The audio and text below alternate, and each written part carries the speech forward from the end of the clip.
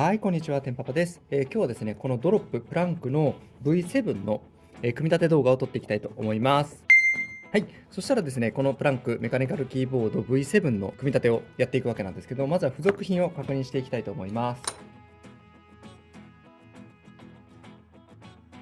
はい、そしたらこれから何が入っているか見ていきたいと思います。まずは取扱説明書とキーボードマップがまず入っていて、それに加えて、ケースですね。こんな感じの、はい、アルミのケースになってます。それにあとは、こんな感じでケーブルと、あとはこのネジ、あとはスタビライザーですね、がついているというような形です。あとプラスアルファで、ここに PCB が、はい、こんな感じで入っているというところになります。で、V7 に関しては、スイッチプレートが含まれていないので、別途スイッチプレートを購入する必要があって、こちらがポムのスイッチプレートになっています。スチールとポムどちらでも選べるようになっていて、プラス、エクストラで購入する形になるんですけれども、いずれにしてもポムかスチールで選ぶことができます。はい、でポムかスチールかというところの話なんですけども、ここは好みで分かれるかなと思います。私のように柔らかい打鍵感とかコトコトっていう音を好きな方は、ポムの方が柔らかめなのでいいのかなというふうに思うんですけれども、一方硬めの打鍵感だったりとか、あとはもうちょっと高めの音の方がいい場合は、スチールの方を選んでいただけるといいんじゃないかなと思います。ただ、一般的にはスチールの方が多いかなというふうに思いますので、そういう意味でもポムという形の素材を試してみるっていうのもいいと思いますし、2つ試したい方は2つセット買って、別々で試してみるっていうのもいいんじゃないかなというふうに思います。はい、そしたら組み立て準備ができたので、ここから組み立てを始めていきたいと思います。最初は PCB の組み立てからしていきたいなというふうに思うんですけども、組み立てといってもですね、もうハンダ付けが済んでいるタイプになります。このドロップのプランクのキーボードはバージョンによってハンダ付けが必要なもの、必要じゃないものというふうに分かれるんですけども、この7のキットに関してはもうすでにハンダ付けが済んでいる状態なので、もうあとはこれを、組み立てるだけでですね、使用できるというような形になってます。で、この PCB を、組み立てると言っても、やることとしてはこのスタビライザーをつけるというだけになってくるんですけども、このスタビライザー付属品は2つついているような形で、なんで2つついてるかというところなんですけども、ここの部分にスタビライザーというか、スペースバーを置けるんですけれども、ここにですね、2つをつけるのか1個つけるのか選ぶことができます。1つの場合というのは、これが1つ完成形なんですけど、こんな形で1つの1つのスペースバーに対して5つここに右に左にあるというパターンと、パターンとしてはここに2つスペースバーをつけることで、こっちに4つ4つにすることができるという2パターンを選ぶことができます。でどちらがいいかは本当に個人の自由になるので、好きな方を選んでもらえればと思いますし、1回まずは1つの方で選んで次に2つにしてみるみたいなことももちろんできますので、後から変更もできますので、本当にそこは好みでやっていただければなと思います。で、私の方はどちらも試した結果、1つのスペースバーに対して5つのキーの方が結果的に使いやすいということが自分なりには分かっているので、そちらのやり方で今回はつけていきたいと思います。スペースバーの付け方なんですけども、これ、チェリーの、スペースバーという形になっていて、実はスペースバーいろんなサイトで、いろんな形で出ていて、スクリューで留めるような形みたいなのもあったりするんですけれども、はい、ただこれに関しては、ここに入れてカチッという風に、ここがですね鍵のような穴になっているのが見えるかなと思います。ここですね。この部分が鍵の穴のようになっているのが分かるかなと思いますので、この形じゃないとこれは入らないという形になりますから、ここはこういうようなものを購入するしかなく、基本的にはこの付属品かもしくはチェリーから出てるやつを購入するしかないので、あまりここのカスタマイズ性っていうのはそんなにないかなというところです。で、これをつけていくわけなんですけども、ここの穴に引っ掛け、ここの穴にこのように引っ掛けて、あとはここにカチッという感じなので、引っ掛けてカチッというところなんですけど、このカチッとが結構難しいので、私はこういう、工具を使ってですね、押しながらカチッと入れると、ごめんなさい、カメラから撮れてないですけども、こんな感じで入ればですね、こんな風になるという感じです。なんでこれをクイッとやりながら入れると、はい、こんな感じで入ったの分かるでしょうか。こんな感じですね。で、取るときはここの部分をキュッとつまんであげて引き抜けば取れますので、そんな感じで取っていただければと思います。はい、そしたらここまでできたら、あとはですね、これを設置していく形になります。そしたら、これをケースに取り付けるというところをやっていこうと思います。あとはこれに対してカシャッと入れるとこんな感じでなりますので、ここからあとはネジ止めをしていくような形です。裏側にネジ止めができるので、ここにあるネジをこう入れていきます。はい、本当にシンプルにこうネジ止めをしていく感じになります。6つですね、場所があるので、その6つを1つずつしっかり止めていくようにしてください。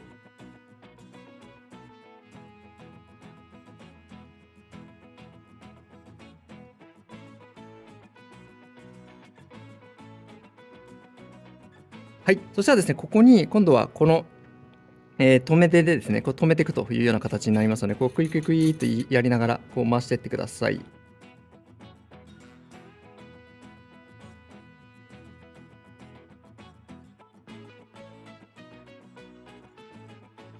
はい、こんな感じで止めました。そしたら最後にこれでですね、これが一番ちっちゃいやつでこう簡単に止めていくというところです。あまり締めすぎるとPCB バキッと折れちゃいますので、そこは気をつけていただいて、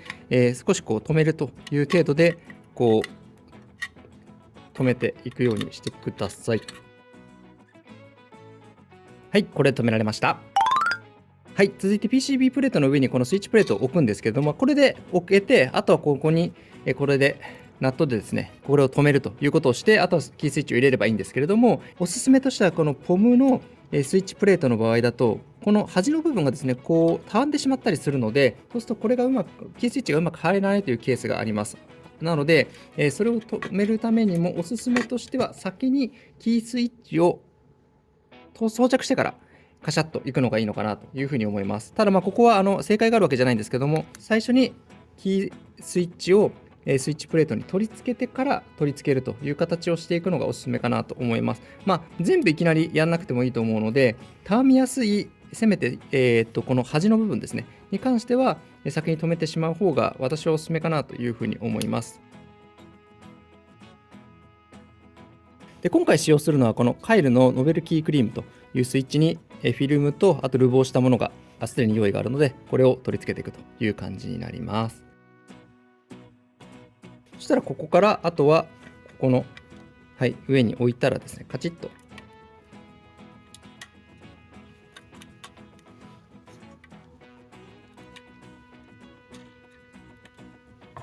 グググと押せばこうやって装着できるので、こんな感じですね。はい、あとはこれを全部やっていくような形になります。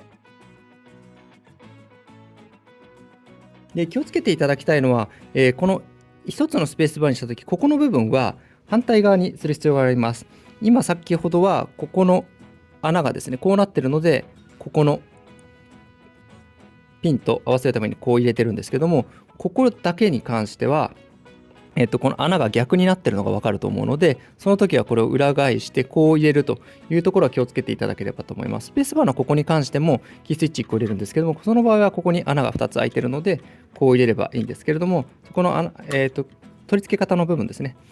方向があったりするので間違いないように気をつけてくれればと思います。でここまでしたら、ここの6つのところにこれ取り付けちゃうと取り付けにくくなので、これを止めていくような形にしたいと思います。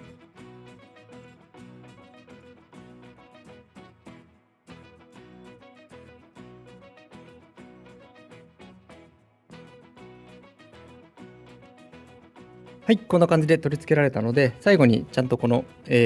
また先ほど使ったやつでこう止めていくという感じでキュッとしていきましょう。そしたら閉まったので、あとは本当にキースイッチを取り付けていきます。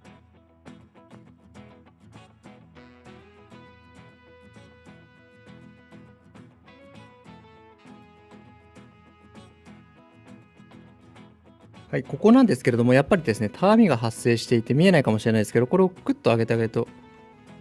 カチッって音がするんですよね。なのでやっぱり、このたわみやすい部分に関しては、キースイッチとスイッチプレートが設置しない、入っちゃ入ってるんで入力できはするんですけど、その音の部分でですね、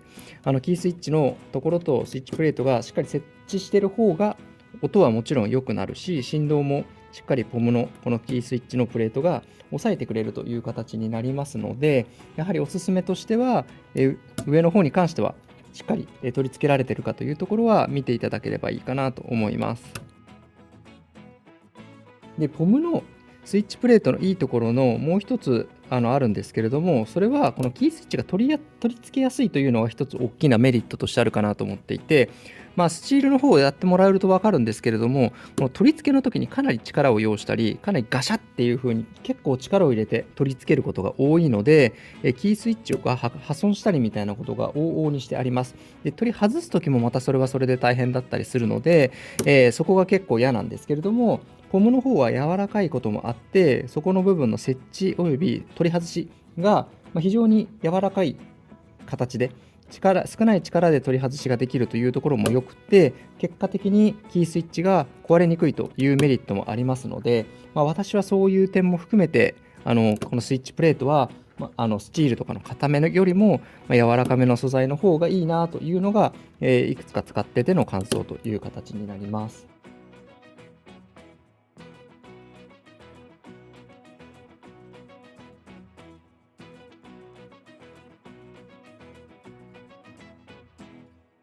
そしたら無事にキースイッチを取り付けることができました。V7 に関しては、ここの部分がですね、キースイッチがこの、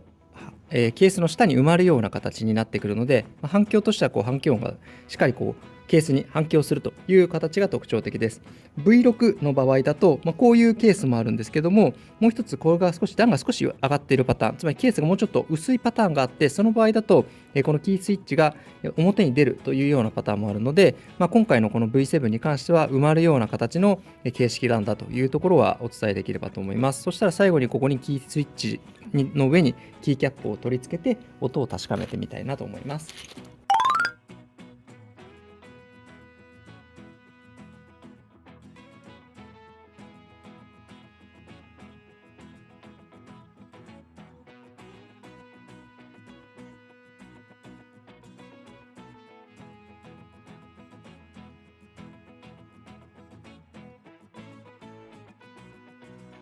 はい、キーキャップの取り付けが完成しました。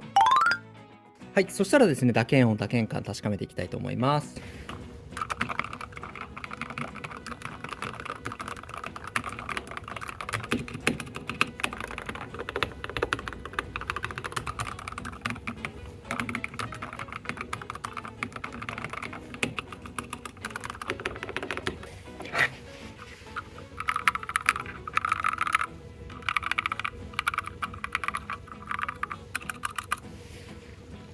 はい、音いかがだったでしょうか。やはりですね、このスペースバーのところ何もしてないので、という形でカチャカチャカチャカチャって音がしちゃうというところと、ルブがされてるので結構静音化されてるなという部分はあるんですけれども、もう少し金属音とかを減らしたい場合には PCB とケースの間に何かを入れるとか、 PCB とこのキースイッチのプレートの間に何か入れるとかっていう形にすることによってもう少し静音化が図れるのかなと思いますので、これはまた次回とかの動画で見ていきたいかなと思います。でまたですね、これだけで、接続しても使えるかというと結構微妙なところで、もちろん多分この PCB にはもともとデフォルトの先ほどのレイアウトのこれがですね読み込まれてはいると思うんですけども、自分でカスタマイズしたいという場合には、QMK コンフィギュレーターというものを使って自分の好きなカスタマイズレイヤーとか、キースイッチの配列とキーの配列とかにできるので、そちらの方の使い方の方はまた別の動画でお伝えできればなと思います。とりあえず今回はこの V7 の作成の方法に関してお伝えしてきましたので、以上という形になります。そしたら今回の動画いかがだったでしょうか。今回はこのプランクの V7 の組み立て動画をお伝えしてきました。このプランクの V7 かなり簡単に誰でも組み立てられるようなものになりますので、もし 40% のオルソリーニアのキーボード欲しいという方はですね、購入してみるのもいいんじゃないかのかなというふうに思います。はい。そしたら今回の動画、もしよかったらいいねというボタンを押していただければと思うのと、ぜひチャンネル登録よろしくお願いします。テンパパー TV では今後もこのオルソリーニアのキーボードを基本的には特化して、魅力だったりっていうのをお伝えできればと思いますので、ぜひまた次の動画でお会いできればと思います。ありがとうございました。